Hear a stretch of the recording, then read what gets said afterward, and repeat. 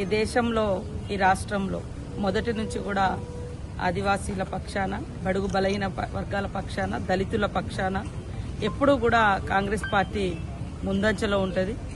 ఈ దేశ రాజ్యాంగంలో కూడా అనేక హక్కులు, అధికారాలు పొందుపరచడంలో ఆనాడు నెహ్రూ గారు, అంబేద్కర్ గారు చేసినటువంటి కృషి ఈరోజు మా అందరికీ కూడా ఎన్నో హక్కులు ఇవ్వడం జరిగింది. నిన్న వచ్చినటువంటి వారిచ్చి మావోయిస్ట్ పార్టీ నుంచి వచ్చిందా లేదా నాకైతే స్పష్టత లేదు. బట్ కొంతమంది అందులో ఉన్న మ్యాటర్ ఒకటి ఉంటే ఇష్టం ఉన్నట్టుగా తమ రాజకీయ కక్షను కూడా చూపించుకుంటా ఉన్నారు వేరే వాళ్ళు. అంటే ఆ లేఖను ముందు పెట్టి వివిధ పత్రికలు, మీడియా వాళ్ళు, దాని వెనుక రాజకీయ పార్టీలు సీతక్క టార్గెట్, సీతక్కకు సిగ్గు లేదా అన్నారు, అది ఇదని అంత గలీజ్గా మాట్లాడుతుంటే మాకు కూడా చాలా ఆవేదన ఉంది. మేము పదవుల్లోకి వచ్చినాం కానీ మనసులు మారడమో లేదా ప్రజలకు దూరంగా లేము. నిన్నటి నుంచి 2 రోజుల నుంచి కూడా నేను ఇదే వారంలో 2-3 రోజులు మన ములుగు కావచ్చు, అటు అంతకుముందు ఆదిలాబాద్లో ఇన్ఛార్జిగా ఉన్నప్పుడు అటు కావచ్చు, ఎక్కడ తిరుగుతూనే ఉన్నా. కానీ నన్ను ఓడించాలని చాలా శక్తులు ఎలక్షన్లో పనిచేసిండ్రు. తర్వాత నేను ఒక ఆదివాసీ బిడ్డగా జనరల్ పోర్ట్ఫోలియో రావడాన్ని కూడా చాలా మంది జీర్ణించుకోలేక, ముఖ్యంగా టీఆర్ఎస్ వాళ్ళైతే ఇంకొక మా దాంట్లో ఉండేటువంటి ఎస్టీ వర్గాలలో కూడా రెచ్చగొట్టే కార్యక్రమాలు కూడా చేశారు. నాకు మొదటిసారి ఆదివాసీ బిడ్డగా 75 సంవత్సరాల తర్వాత ఒక కోయ జాతి నుంచి మంత్రి పదవి వస్తే కూడా సహించలేక పర్సనాలిటీని దెబ్బతీసే వీడియోలు లేనిపోని అని పెట్టారు. నేను వచ్చినటువంటి లేఖలో కొన్ని మావోయిస్ట్ పార్టీలు వాళ్ళ సంబంధించినటువంటి లేఖ, అది నాకు క్లారిటీ లేదు. బట్ వాళ్ళ లేఖనా కాదా, వాళ్ళ పేరుతో వచ్చింది కాబట్టి మీరు అడుగుతున్నారు కాబట్టి చెప్తున్నా. 48 జీవో తెలిసిన వెంటనే నేను ఆ శాఖకు మంత్రిగా లేకున్నా, ట్రైబల్ శాఖకు ఆదివాసీ బిడ్డగా మేమందరం ట్రైబల్ ఎమ్మెల్యేలు అందరం మీటింగ్ పెట్టుకుని, అప్పటికి నేను ఆదిలాబాద్కి ఇన్ఛార్జిగా కూడా ఉన్నా. సో అక్కడ ఉన్నటువంటిది కాపాడుకుందాము ఈరోజు. అందుకనే రొయ్యూరులో ఏదో ప్రయత్నం చేస్తే వాళ్ళ ఇళ్ల స్థలాల కోసం వాళ్ళు అక్కడికి వచ్చారు కాబట్టి ఇళ్ల స్థలాలది అది ఇస్తామని మేము చెప్పడం జరిగింది. దాన్ని కొంతమంది ఆ లేఖను ఇష్టానుసారంగా ఒక ఆడ మనిషిని కూడా చూడకుండా, ఒక పేపర్ వాళ్ళు అయితే సిగ్గు లేదా అది ఇది అని అన్నారని, వార్నింగ్ ఇచ్చిరని. సరే, తప్పులు చేస్తే ఏదైనా ఉంటే సరి చేసుకోవడానికి సిద్ధంగా ఉన్నాం. ప్రజలు వార్నింగ్ ఇచ్చినా, ప్రజాప్రతినిధులు వార్నింగ్ ఇచ్చినా స్వీకరిస్తాం. ప్రజల కోసం మా పనితనాన్ని మెరుగుపరుచుకుంటాం. ఇంకా ప్రజల అభివృద్ధి కోసం, సంక్షేమం కోసం ముందుకు పోతాం తప్ప వెనుకడుగేసేది ఉండదు. ప్రజల కోసం ఎప్పుడూ కూడా నిలబడతాం. ఆదివాసుల కోసం నిలబడతాం, అట్టడుగు వర్గాల కోసం నిలబడతాం, కష్టాల్లో ఉన్నటువంటి వాళ్ళ కోసం సాధ్యమైన. నేను మనిషినే. గతంలో నేను ఆదిలాబాద్ ఇన్ఛార్జిగా ఉన్నా కాబట్టి అక్కడ కూడా అనేక సార్లు ఫారెస్ట్ సమస్యలు వచ్చినప్పుడు చేసినాం. గతంలో బీఆర్ఎస్ గవర్నమెంట్ లో 3 నెలల పిల్లను బయట పెట్టి తల్లులను జైలేసినటువంటి సంఘటన. చెట్లకు కట్టేసి కొట్టిర్రు. ఒకటి మొన్న ఇక్కడ బూర్గంపాడులో జరగగానే అదేంటిది వాస్తవ రిపోర్ట్ తెమ్మని చెప్పినాం. సురేఖ గారితో మాట్లాడినాం. సురేఖ మేడం కూడా రిపోర్ట్ తెప్పిస్తుంది. దాని మీద ఖచ్చితంగా యాక్షన్ తీసుకోమని అంటాం. కాబట్టి ఎవరిని ఏ మూలాలలో మేము మా ప్రజలకు సంబంధించినటువంటి సేవ చేసే మూలాలను ఎప్పుడూ మర్చిపోం. బతుకున్నంత కాలం ప్రజల కోసం పనిచేస్తాం, ప్రజల హక్కుల కోసం పనిచేస్తాం. ప్రజల ఇప్పుడు అధికారంలో కాబట్టి అభివృద్ధి కోసం పనిచేస్తాం తప్పకుండా.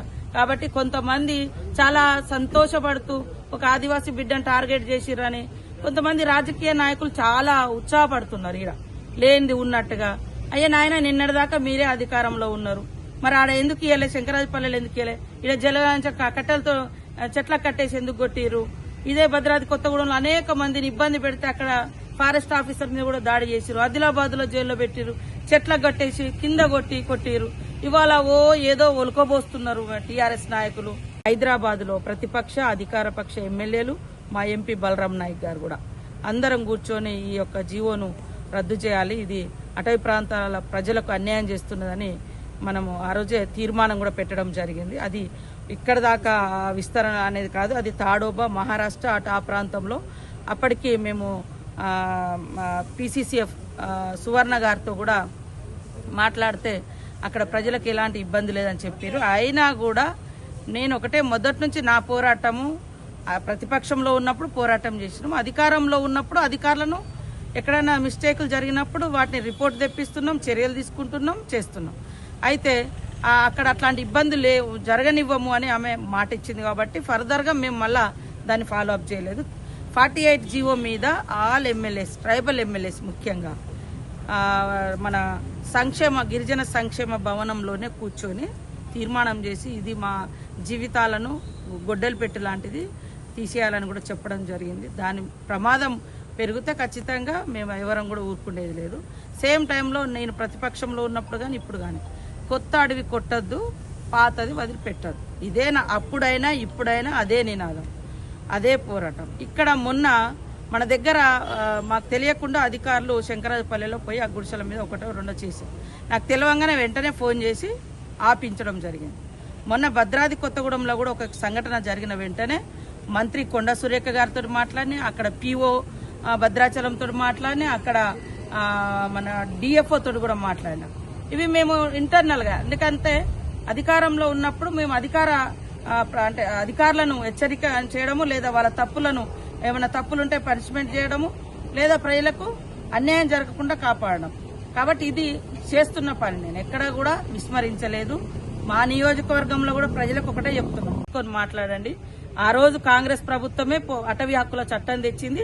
ఆ చట్టం ప్రకారం ఖచ్చితంగా గిరిజనులకు మన ఆదివాసులకు న్యాయం జరగాలని అసెంబ్లీలో ప్రతిపక్షంలో ఉన్నప్పుడు ప్రతిరోజు పోరాటం చేసిన అసెంబ్లీలో. ఈ రోజు కూడా ముఖ్యమంత్రి గారి దృష్టిలో ఉంది. ముఖ్యమంత్రి గారు స్పెషల్ గా ఈరోజు ట్రైబల్ ఐటీడీఏలకు అదనంగా ఇల్లులు ఇచ్చారు, సోలార్ విద్యుత్తులు పెడుతున్నారు. డెవలప్మెంట్ కోసం కూడా ప్రతి ఊరుకు రోడ్లు కావాలని, ఆ భూములను కూడా ఎవరైతే సాగులో ఉన్నారో, నేను కూడా మళ్లీ చెప్తున్నా, దయచేసి అడవులు కొత్తది కొట్టడం మూలంగా అక్కడ ఇప్పుడు మేము వస్తుంటే దారి మీద ఎన్నో రకాల పండ్లు, ఫలాలు, కాయలు, ఇవాళ అలాంటి సహజ సంపదను కూడా మనం కాపాడుకుందాం, ఉన్న భూములను దున్నుకుందాం, ఉన్న భూములకు 2 పంటలకు నీళ్లు కావాలని కూడా మేము ఆ దిశగా అడుగులేస్తున్నాం. కాబట్టి ఈ లేఖను అడ్డం పెట్టుకుని ఇష్టానుసారంగా మాలాంటి వాళ్ళను కించపరచాలని, అవమానించాలని, నాకు ఆ పదవచ్చిన కానించి పాపం కొన్ని పార్టీల వాళ్ళైతే ఎప్పుడు దించాలా అని కుతూహలంతో ఉన్నారు. 100 కోట్ల దాకా పెట్టిరు అప్పుడు ఓడించాలని. 30 నేను 2 సార్లు గెలిచిన దానికంటే ఎక్కువ మెజార్టీ ఇచ్చారు. అయినా కూడా మంత్రి ఎక్కడో కూర్చోలే, ఇదే అడవిలో, ఇదే ఊర్లలో, ఆదిలాబాద్ పోయినా అదే ప్రేమతోటి పోయినా, వరంగల్ ఉన్న అదే ప్రేమతోటి పోయినా, భద్రాచలం పోయినా, ఎటు పోయినా అదే ప్రేమతోటి పోతాం, పని చేస్తాం, ప్రజల పక్షాన్నే ఉంటాం తప్ప ఇంకోటి కాదు.